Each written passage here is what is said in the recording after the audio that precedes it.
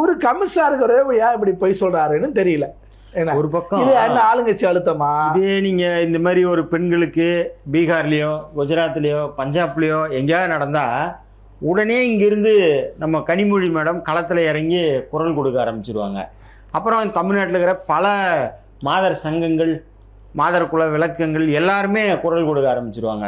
ஆனால் இப்போ இந்த சம்பவத்துக்கு எந்த ஒரு கண்டனமோ பெண்கள் அமைப்பு போராட்டமோ மாதர் சங்கம் கண்டனமோ எதுவுமே இல்லையே, எல்லாரும் அமைதியாக இருக்கிறாங்களே அப்படின்னு சொல்கிறாங்க.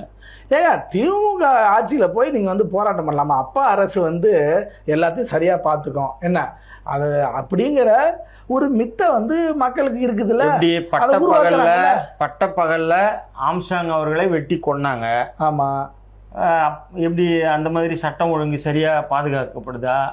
அதாவது உங்களுக்கு கொள்ளையிலேருந்து கற்பழிப்புலேருந்து எல்லாமே நடக்கும். ஆனால் திமுக ஆட்சியில் நடந்தால் சைலண்ட் மோடுக்கு போயிடணும்.